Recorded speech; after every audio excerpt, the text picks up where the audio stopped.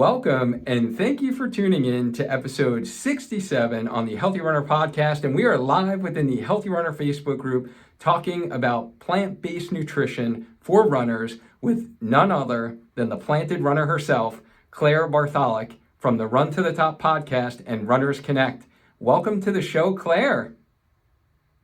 Hey, great to be here. Thanks for having me. I am super excited about this. I know this is a very popular topic within our Healthy Runner community, and we got a lot of questions that came in because runners want to know more about this topic. So for those of you that have been living under a rock and you don't know, Claire helps runners harness the power of their mind, optimally fuel with plant-based nutrition, and discover the joy of running their best at any age through one of the original, the OG running podcast, Run to the Top.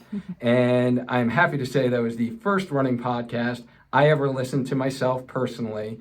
And in this episode, Claire is going to answer some common questions that we get all the time. Is plant-based diet good for runners? If a runner is following plant-based nutrition, do they need to supplement with anything else? What are good pre-run or post-run nutritional recommendations if you are a plant-based runner? And then what is the deal with all the milks out there? The soy milk, almond, coconut. I'm kind of curious about this one. Is there a better option for us? So for those of you who are jumping here on the Healthy Runner live stream, can you guys do me a favor and just type in live into the comment box? And if you're catching the replay, just type in replay and we'll be able to give you a shout out. So Claire, we're going to get started with our dynamic warm-up. This is the first question we ask all our guests.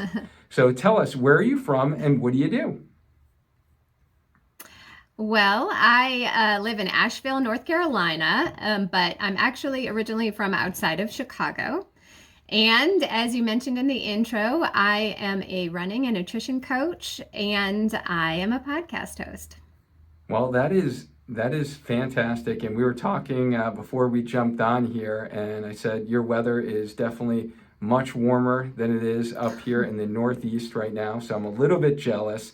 Now, I did a little bit of research because, like I said, I've been, listening to your podcast episodes during my runs, and I've checked out your website, and I've read that you are a sub 3-hour marathoner and Masters champion, which, by the way, is super impressive.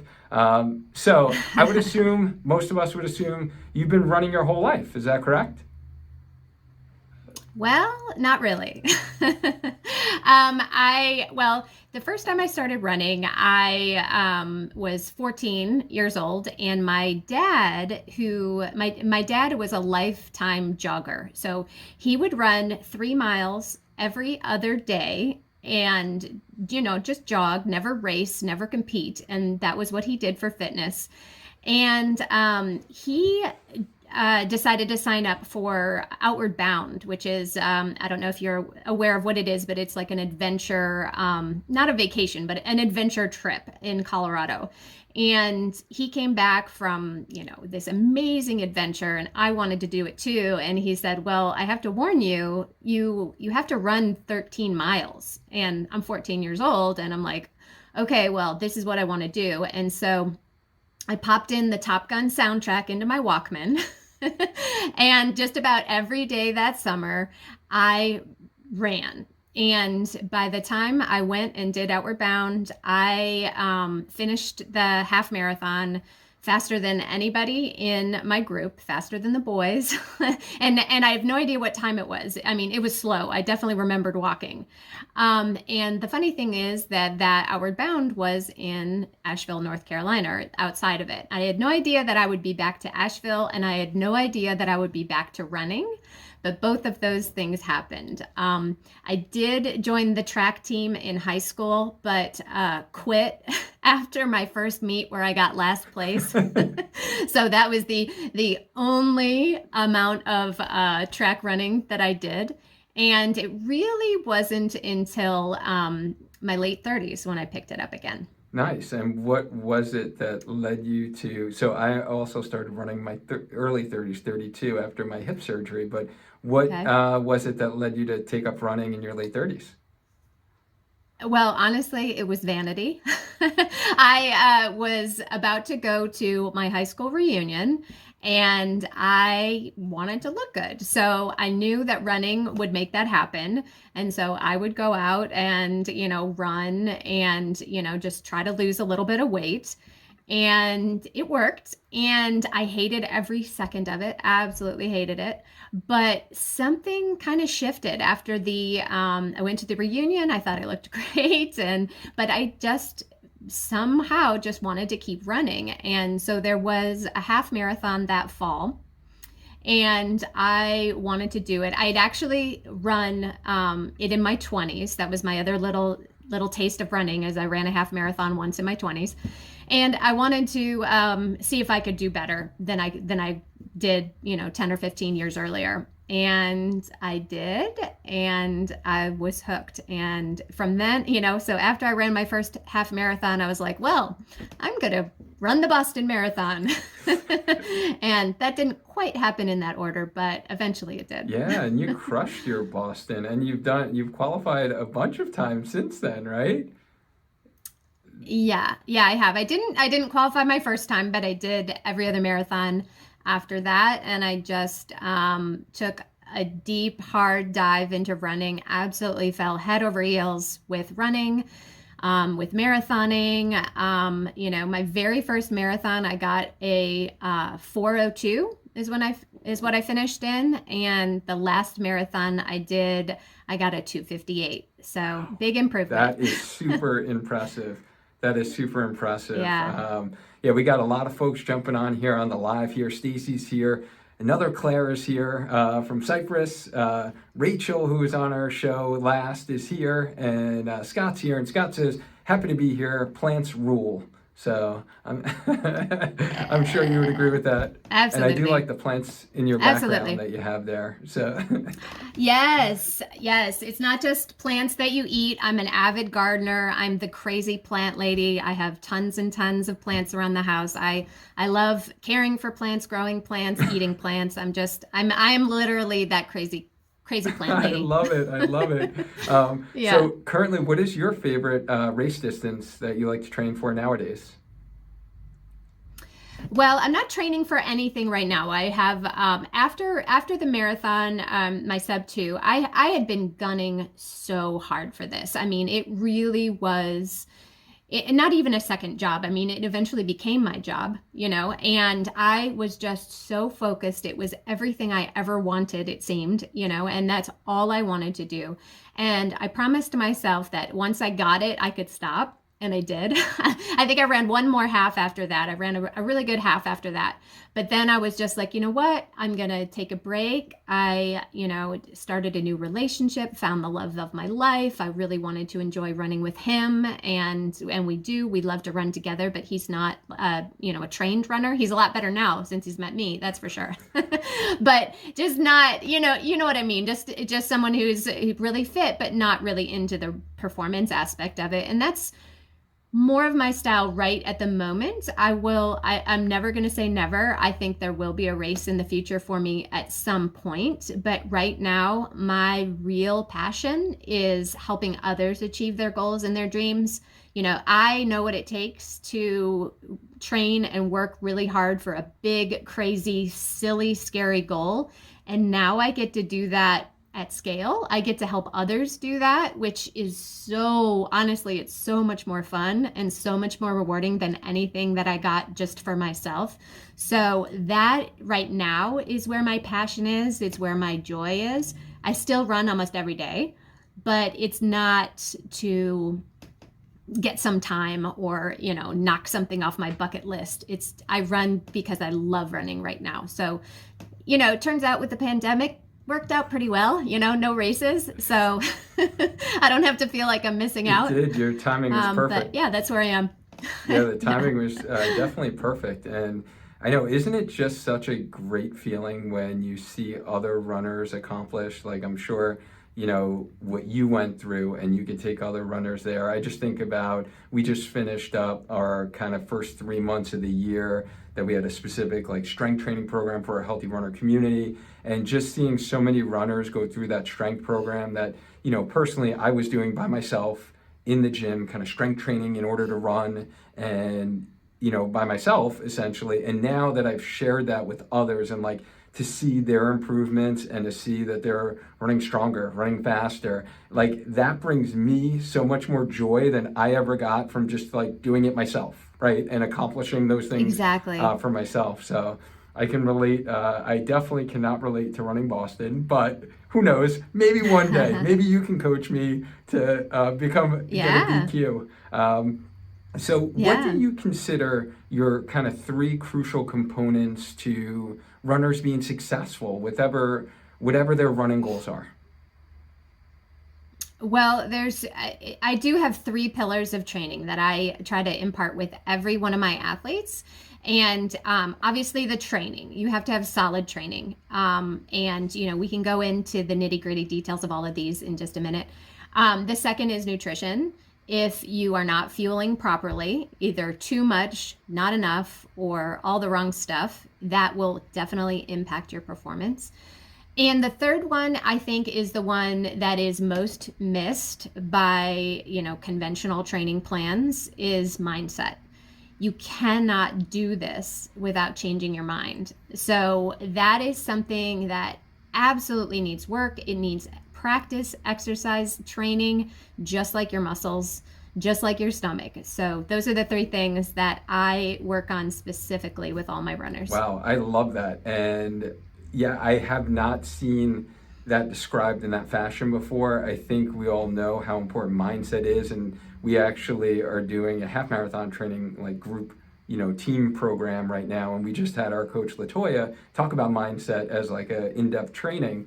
But the fact that you've prioritized that as like one of your pillars, I love that because it does matter so much and it's so important. And I find that that is a huge roadblock for many runners out there. Yeah, I mean, it's I would say, marathon training or any kind of specified training has a lot of metaphors to life, and when you're doing anything hard, your brain wants to stop you. Your brain is designed to prevent you from hurting yourself. And so when you cross that line, or at least nudge up to that line of difficulty, of effort, your brain wants to pull you back. And so if you don't know how to talk to your brain, then you will always give in to that voice. And the brain can be really sneaky. Sometimes that voice is really kind and sweet. Sometimes that voice makes a lot of sense. Running really hard, really fast for no reason other than a t-shirt is, that's silly. Why do we do that? But, so you've got to learn how to recognize the thoughts in your brain and learn how to work with them so that you can get your dream goals, the ones that you're pushing for. I love that. And for those that are here on the live stream, by the way, drop any of your questions that you have for Claire in the comment box, and I'm going to do my best to catch up on the comments and be able to field some of those questions. There's a bunch of you that submitted some questions in advance, so if we have time, we're going to be getting to those questions. But let's get into today's topic, Claire, of plant-based fueling and running. So let's start with this first off. Is plant-based the same as vegan? And I kind of giggle as I ask that because I wasn't sure myself. Okay, that is a great question. So basically the definition of vegan is defined by what they don't eat or use or buy. So a vegan is someone who does not eat or use any animal products.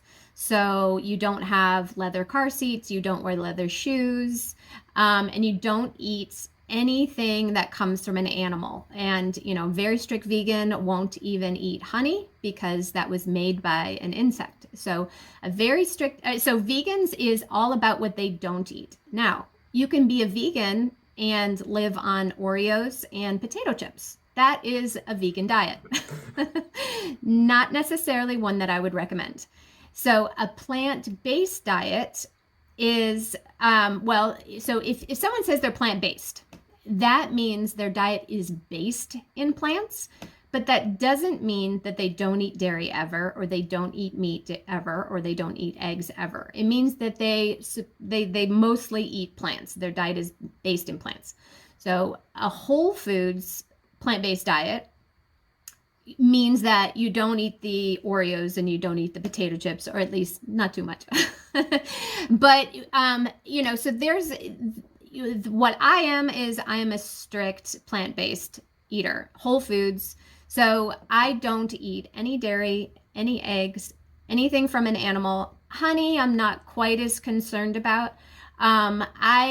I eat this way because of health. I don't eat this way strictly because of the animals, but as I learn more, as I've been on this journey for 9 years, and so as I learn more about the impacts of animal agriculture on obviously the animals, it's pretty horrific, and the environment, it kind of just checks all the boxes for me. But I am primarily whole foods plant-based because of health. So I'm an herbivore.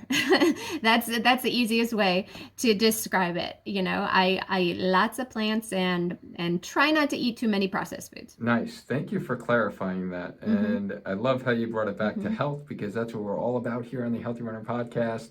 And I'm sure that was helpful for many, because I myself sometimes get confused.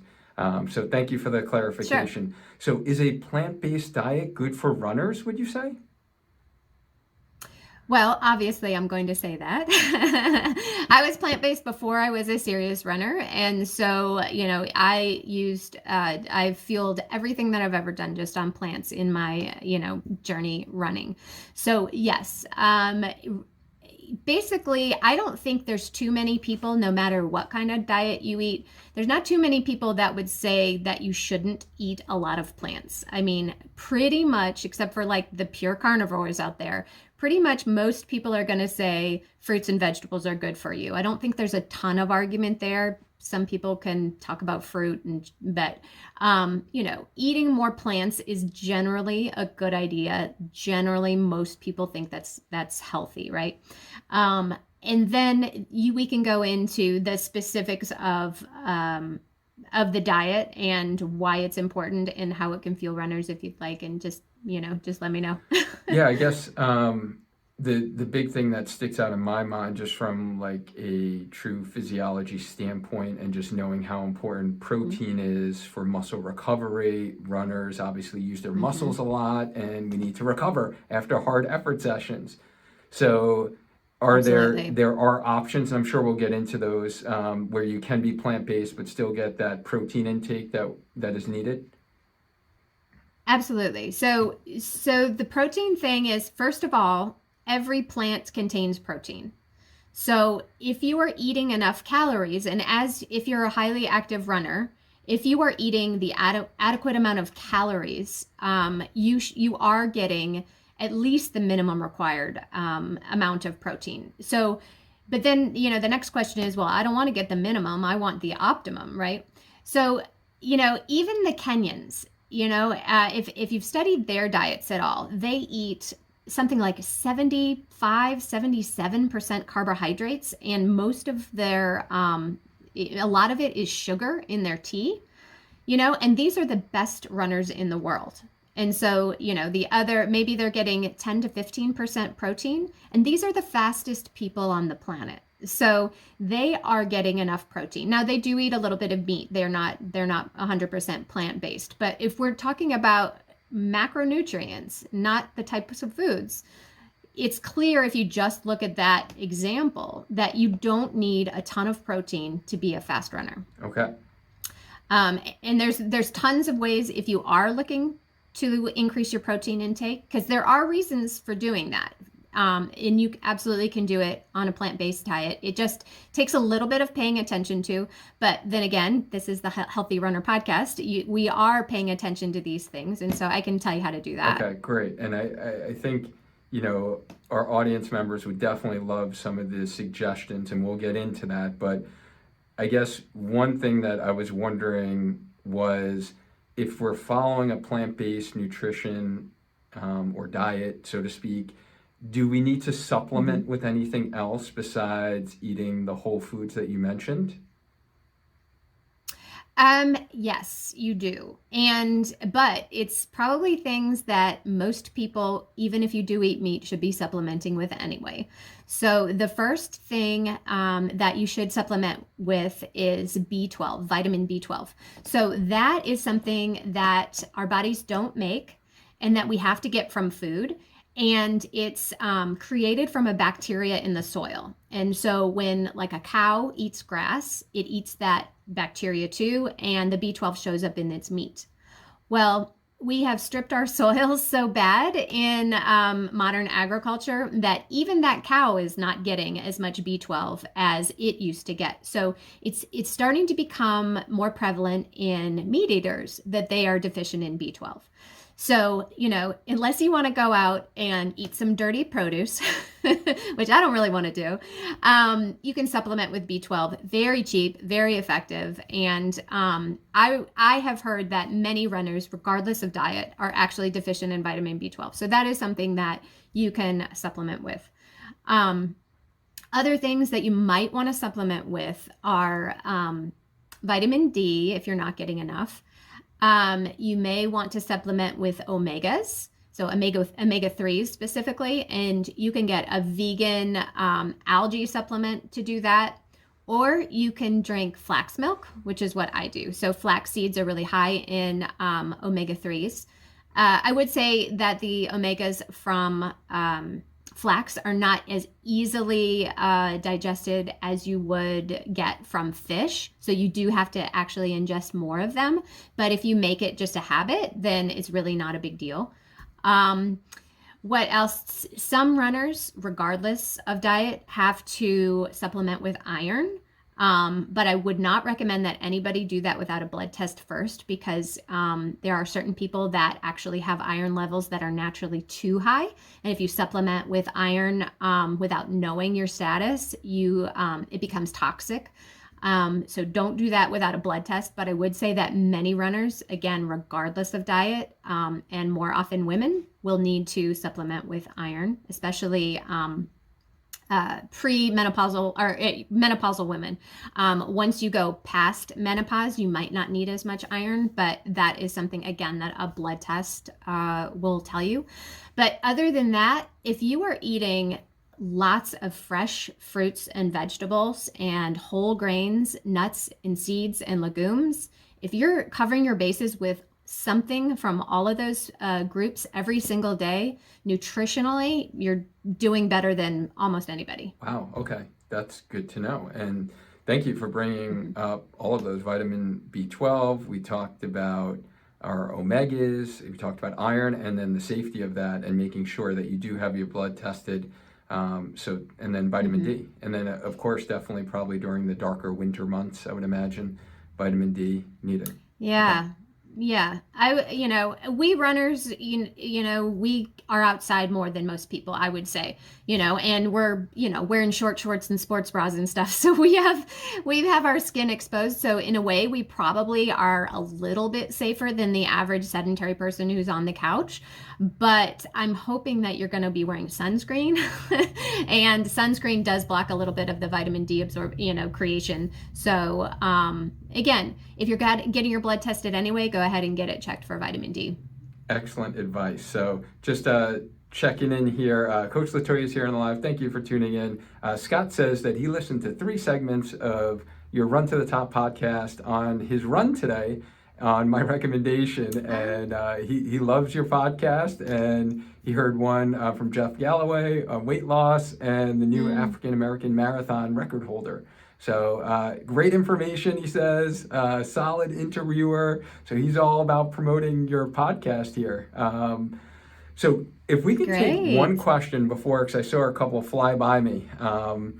If someone's transitioning, so Christy wants to know, what's the best way to transition to a plant-based lifestyle? There's so much information out there. It's hard to know how best to attack it. Any recommendations on kind of transitioning to a plant-based lifestyle?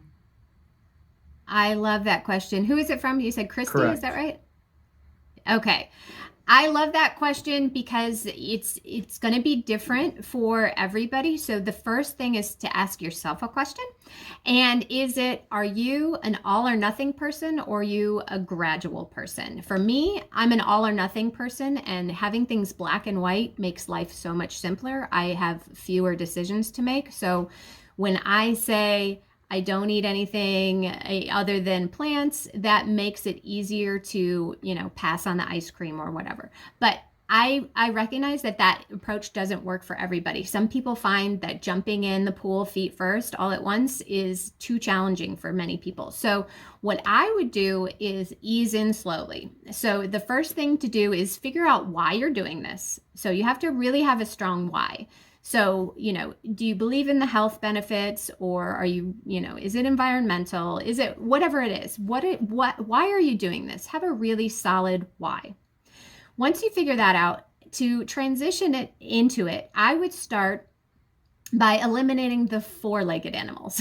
So try to stay away from beef and pork. Once you can do that, if that's no big deal, then you can move on to the two-legged. So maybe pass on the chicken and the turkey.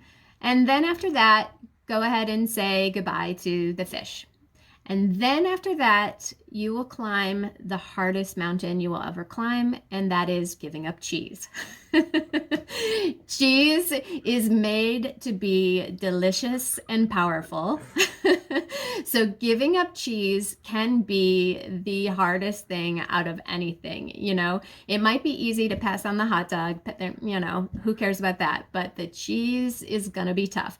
So the way to do that, the way to stop eating cheese is find some really good substitutes that give you the same thing that cheese does. So, what is cheese? Cheese is that umami. Cheese is salty. Cheese is fatty. Cheese is rich and smooth in your mouth. So what is something else that can give you that same thing? It will never ever be cheese. I don't care if you're the greatest vegan cheese maker on earth. It will never be exactly the same. And that is okay. You can make amazing, delicious sauces and cheese substitutes out of cashews, out of almonds. Even I've got this great recipe for one out of potatoes, if you can believe it, that makes an incredible nacho cheese sauce just to die for. And it's like mostly potatoes and carrots. So there are ways to do it. Just familiarize yourself with some recipes. And my last piece of advice is, when you are trying to go whole foods plant-based, give yourself a break. Don't make it so scary healthy that your kids won't eat it. Don't make it so weird. And so, don't bring your nut loaf to to the potluck whenever we're allowed to have a potluck. Don't be that weirdo, okay? Make it taste good and make it be normal, because it's going to feel like it's not normal. It's going to feel weird. Like it's going to feel like you're the odd person out. And sometimes that'll happen. But I promise you that you can make things absolutely delicious and wonderful, and you will not fool, but you will convince anybody who's an omni that it's just good food. Like, just make good food. Don't make it try to be something else. Like, don't make a bunch of fake stuff that's trying to be like something you can't have, because you can have anything. So make your food be the best it can be for itself, not like trying to pretend. Oh, So I hope that helps. I love it. I'm sure that's going to help Christy out for sure. And we might have to have you drop that nacho recipe in our Healthy Runner Facebook group, because that sounds delicious. Yeah, for sure.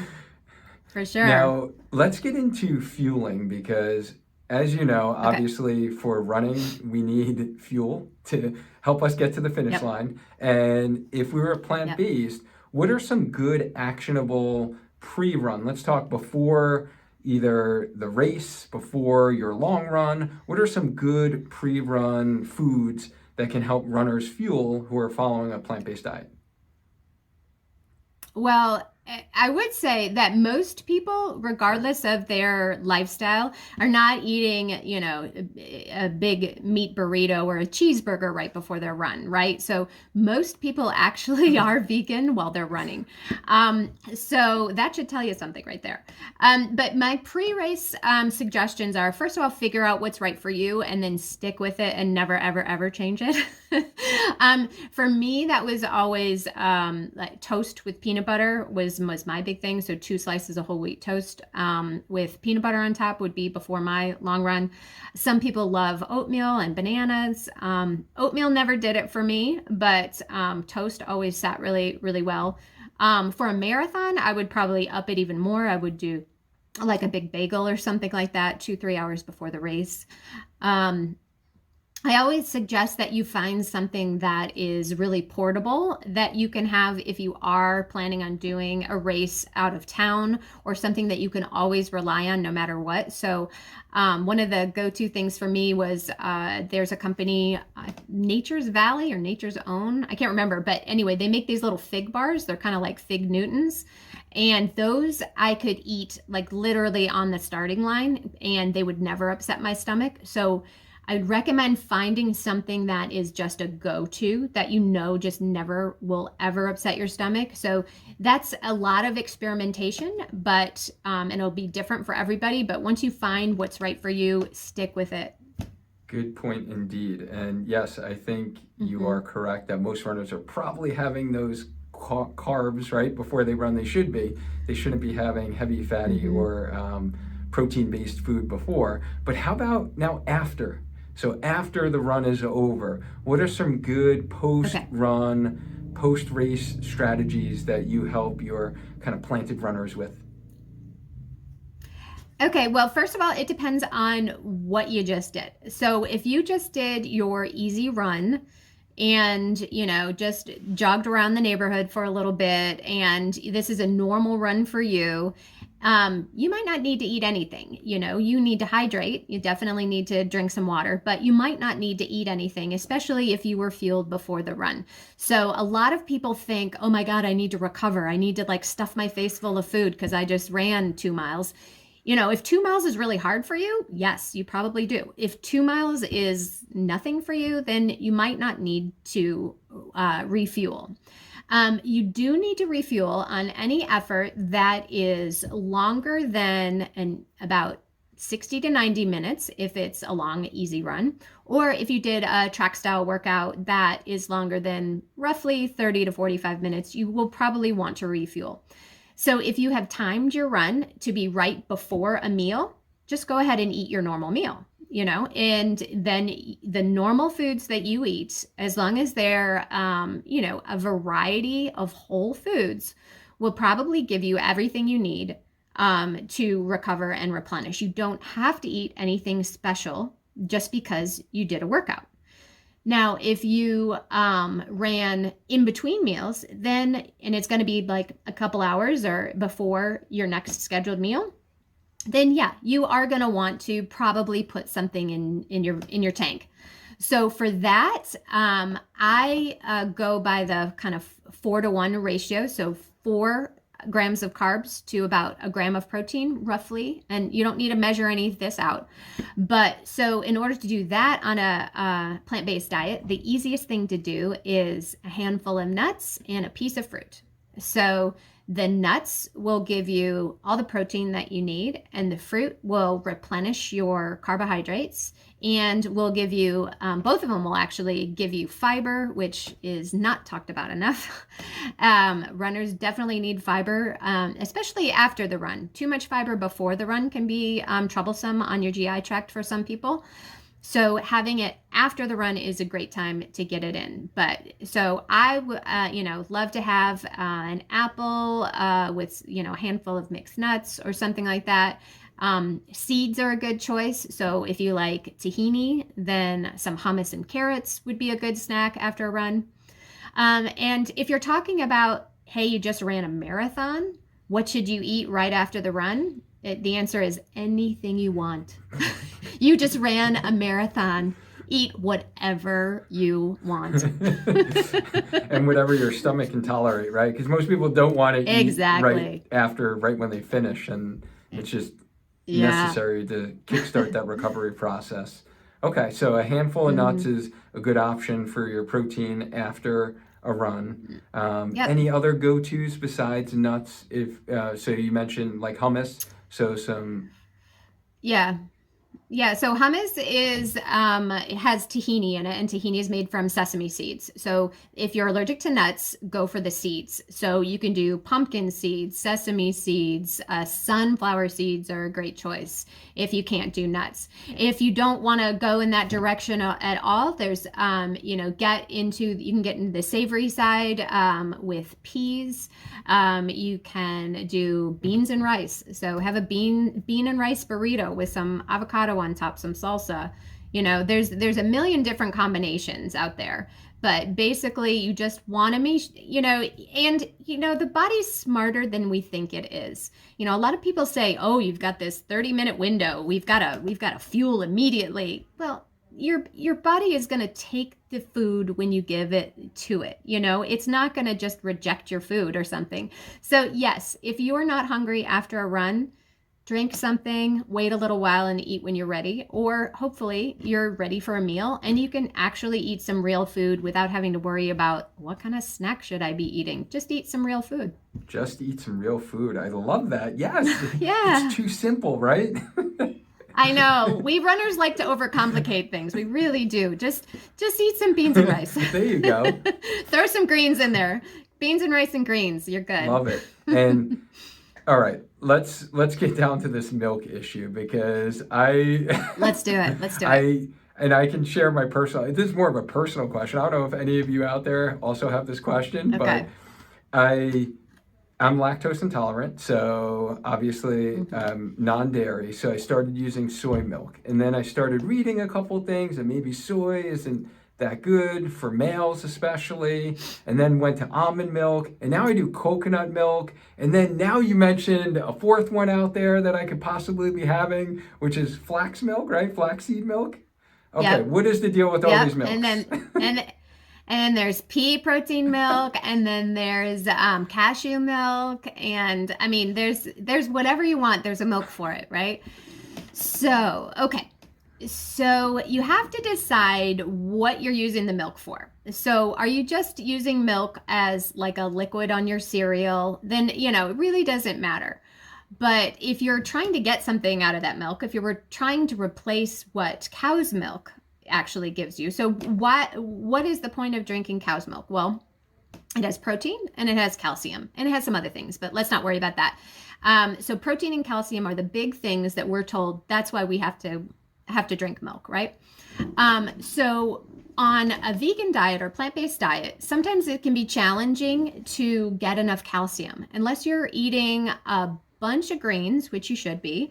Tons of broccoli, bok choy, anything really dark green will give you a lot of calcium. So you can do that, and you can do it very well on a plant-based diet. But for most people, I would say hedge your bets by drinking a fortified plant milk. And it can be whatever milk you like, whatever tastes good to you, whatever your budget has. There's macadamia milk out there. That's ridiculously expensive, but oh my God, is it good? So, choose one that you like. And, you should, if you're not getting a ton of calcium, especially women, you want to get your calcium somehow, and the plant-based milk is a great way to do that. Now, if you're looking to increase your protein intake, you're going to want to look at milk that actually has some protein in it. So almond milk doesn't have any protein in it, maybe 1 gram or something like that. And unless it's fortified with a different kind of protein. Rice milk hardly has any protein in it. So you would be using those milks because you get your protein other places. But there are some great milks that taste wonderful. There's one, I think the brand name is Ripple, and that's made out of peas. And it tastes delicious and has all the protein of milk. So you'd mentioned protein before. If someone is trying to increase their protein intake, And there are reasons you might want to do that beyond just, reaching your minimum protein intake. But if you wanted to do that, a fortified plant milk that does have some kind of protein in it is a good choice. And you mentioned soy. Is soy bad for you? Is soy bad for males? The answer is no. Soy does contain what's called a phytoestrogen. And so people look at that and they think, oh my God, I'm drinking estrogen. Isn't that a woman hormone? Am I going to grow man boobs because I'm drinking soy milk? And I would say, look at Rich Roll, look at Scott Jurek, big proponents, big soy eaters. But I would tell you, I personally don't drink soy milk. And the reason I don't drink soy milk is because I eat soy foods in other places. So I eat tofu, I eat tempeh, sometimes I have edamame. So I really believe in a variety of food sources. So I don't think that I need to have extra soy. I don't think you want to drink, anything too much. So I would prefer to do something else. I would prefer to, currently I'm drinking flax milk and I love it. And it's the kind that I love is fortified with peas. So it gets, there's some pea protein in it. And so it has just as much protein as milk. And so anyway, getting a variety of sources. So can too much soy be bad for you? Sure. Too much of anything can be bad for you. Too much spinach can be bad for you, if you can believe it. But so I would say no. One serving a day of soy is actually proven to be healthy for everybody, regardless of gender. And you won't get man boobs, I promise. Thank you. Thank you for alleviating that fear that I had. So now I know. But we do eat edamame. We love it as a family, edamame. Who doesn't like edamame, right? Yeah. So now we had a couple questions come in from our listeners. And one of them, I thought was a really good one, is from our actual registered dietitian. She's been on the show before, Jen Giles. She wanted to know what's the best way to handle eating out as a plant-based runner. So she says, for example, you run 15 miles on a Saturday and then you go out to eat with friends and you are starving and the menu is super limited. A house salad is not cutting it after a 15-miler, and it seems that most other vegetarian choices are really high in fat. Any tips at all that you have for your runners? Well, this certainly can be an issue. And I will say it is getting better in most places, but sometimes it is going to be challenging for sure. So regardless of, what, diet you eat, you should be prepared to refuel after your 15 miles. You should have that to go, snack in your bag. You should have it in your car. This is a time where you really could rely on a packaged product. Cliff makes a really good Builder's bar that has 20 grams of protein, 220 calories, something like that. Like that should be your break in case of emergency kind of thing. And you eat that before you go to the restaurant. But anyway, so anybody who is running that many miles, you have to think ahead. But specifically for plant-based eaters, going to a restaurant can be a little challenging, but what you can do, if there's nothing off the menu that is 100% vegan or plant-based, what you can do is read the menu and look at the ingredients. So if you are at a Mexican restaurant, you can always have beans and rice. Actually, Mexican's really easy. There's, just say no cheese and make sure there's no lard in the beans, which you might not want anyway. Just ask for black beans on the side, and there's tons of things that you can eat there. If you're going to an Asian place, there's not a whole lot of dairy at Asian places. They will always have tofu. So there's always going to be a choice at an Asian restaurant. Indian is mostly vegetarian, so you can get a ton of things. So many of your non-stereotypical American type restaurants, it's going to be much easier than if you go to something that's quote unquote American. Those sometimes can be a little bit more challenging, but look at the menu ingredients and ask if you can make something. I guarantee you're not going to be the first person to ask. And the more people that ask, the more likely the menu is to change. So be very sweet. Don't be annoying, but be that, just be very sweet to the waiter or the server and say, hey, I'm super hungry and I don't eat meat or dairy. Is there something that you can help me with? And just be nice about it. And a lot of the time, the chef is actually excited to make something different. They've been making the same thing over and over again. They're happy to create something for you. So there's always options out there. You might have to be a little bit creative, and you know what? You might have to be the one that suggests a restaurant, So doesn't mean you have to be rude, but just look, there's lots and more places, especially if you're in bigger cities. There's so many places that accommodate you. There's always something that you can eat without being, super weird about it. So I think be nice, and they're going to accommodate you. Nice. And yeah, Latoya says that we eat Indian at least twice a month because of the ease of plant-based options. So Latoya is a plant-based runner as well. And Claire says that she uses the Happy Cow app and makes that's good too. Her friends go somewhere where she can eat happy. And then Latoya agrees that she loves that app as well. Absolutely. Nice. So Absolutely. Good suggestions on there. And our friend Jamie Miles from our wonderful sponsor Knox Gear actually submitted a question as well, and she was wondering if there's any ideas for someone who has food allergies to milk, banana, and avocado. It seems that a lot of the great fueling ideas involve either bananas or avocados. So any kind of food choices for someone in her situation? Okay, well, it sounds like she's trying to make smoothies or something. So the milk question we've kind of gone over. So there's a billion different kinds of milk out there. Just choose your favorite. So if you can't do nuts, then you can do coconut. If you can't do coconut, you can do flax. You can do, soy. There's lots of choices on milk. So milk is super easy to avoid.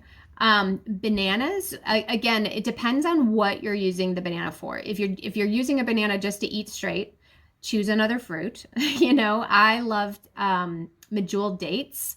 We talked earlier about recovery food. So the perfect recovery snack is taking a medjool date and you peel out the seed in the inside, and then you fill it with the nut butter, and then you just pop it in your mouth. It's absolute heaven. And again, it's the nuts and the fruit. So it balances you out right there.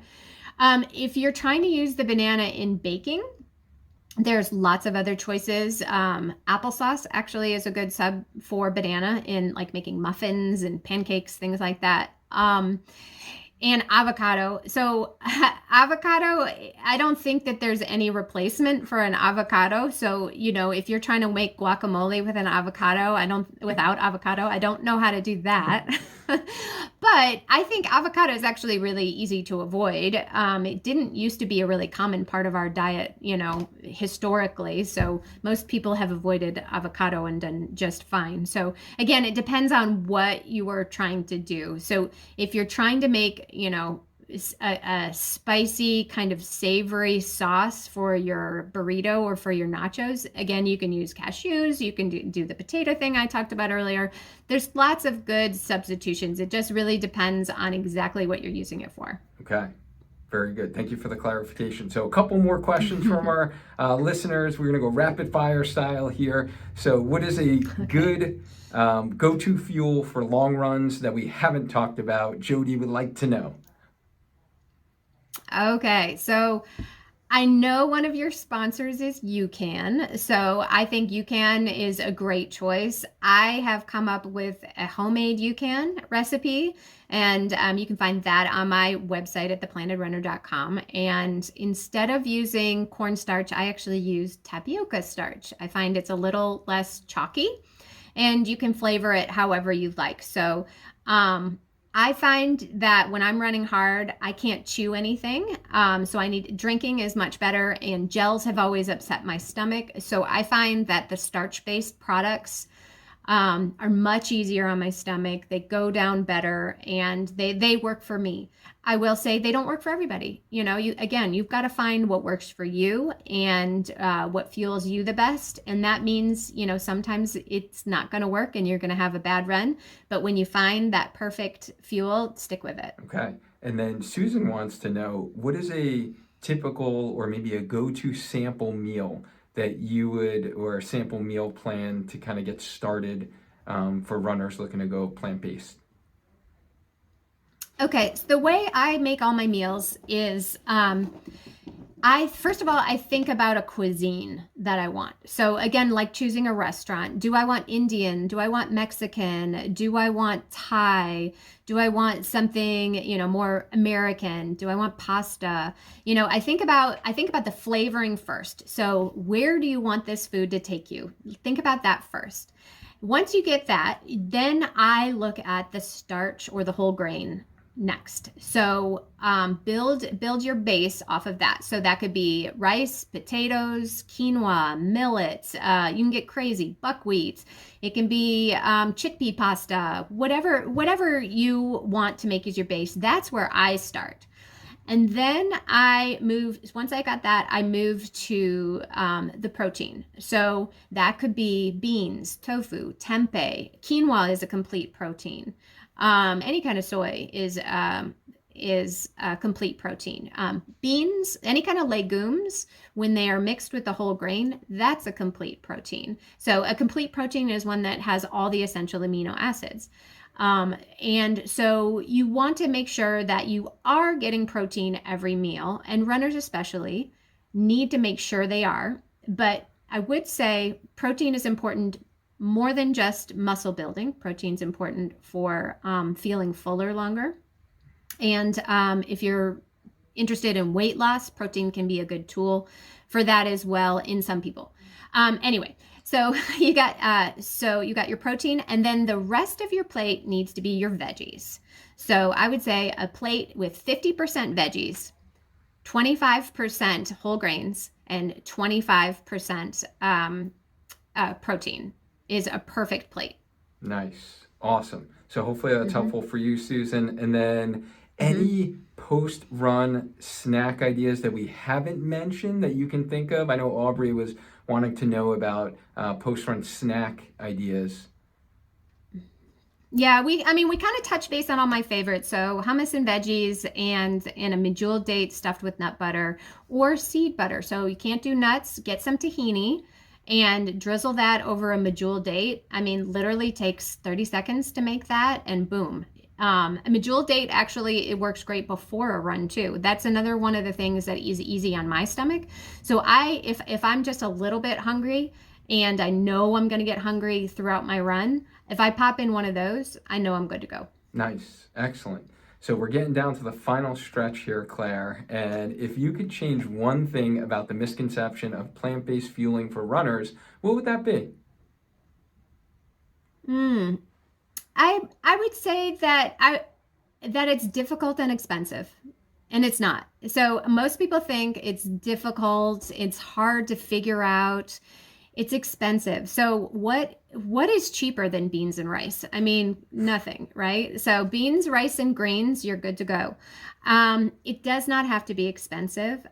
Meat and cheese is really expensive if that is the majority of your diet. So it doesn't, like running, you do have to pay attention to things, but it doesn't have to be complicated. And it's a really easy way. Once you get into a groove with it, there is a learning curve, just like with anything.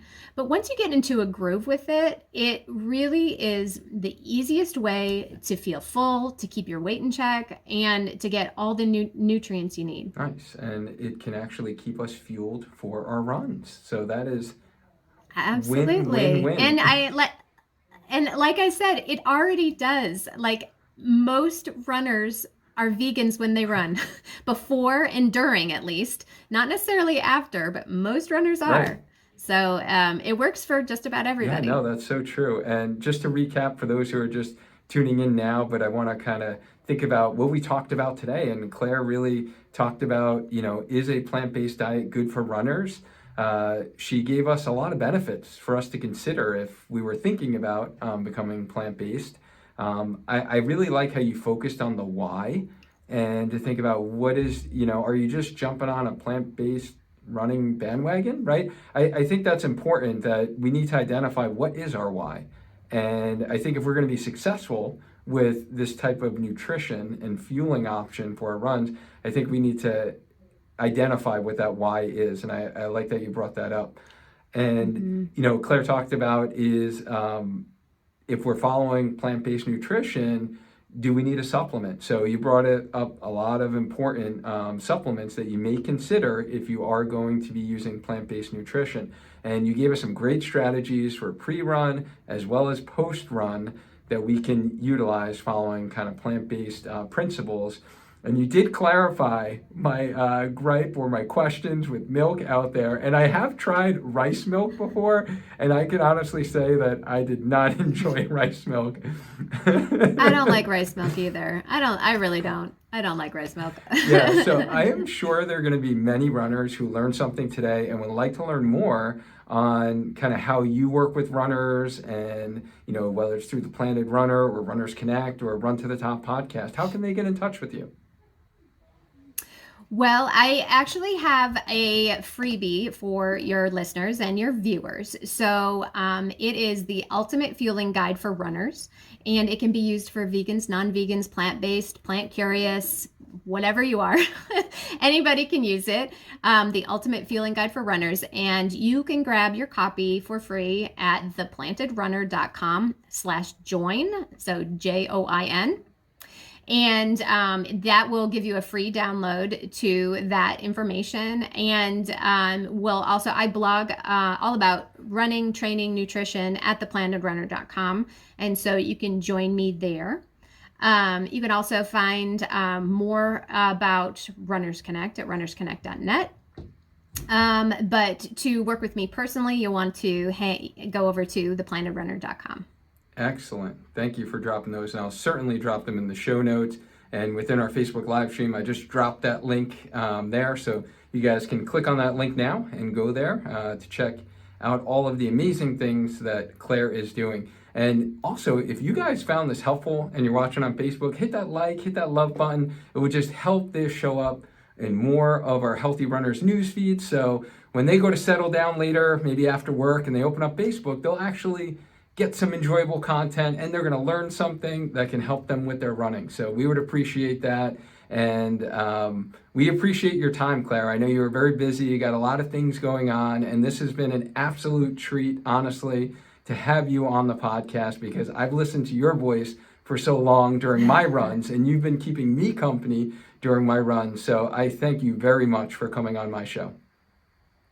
Well, I appreciate the offer, and you're going to be on my show soon. So that will be a treat for my listeners. Yeah, I can't wait for that. That's going to be exciting. And thank you all who jumped on the Facebook Live. And if you're listening on the Spark Your Training YouTube channel or on the podcast, please, if you think this is helpful for one of your runner friends, copy the link, share it with them so we can get this information out to more runners to help them in their running journey. Remember, every week we go live within the Healthy Runner Facebook group, so keep us in mind in your schedule so you can get your questions answered. Thank you again, and as always, remember, stay active, stay healthy, and just keep running.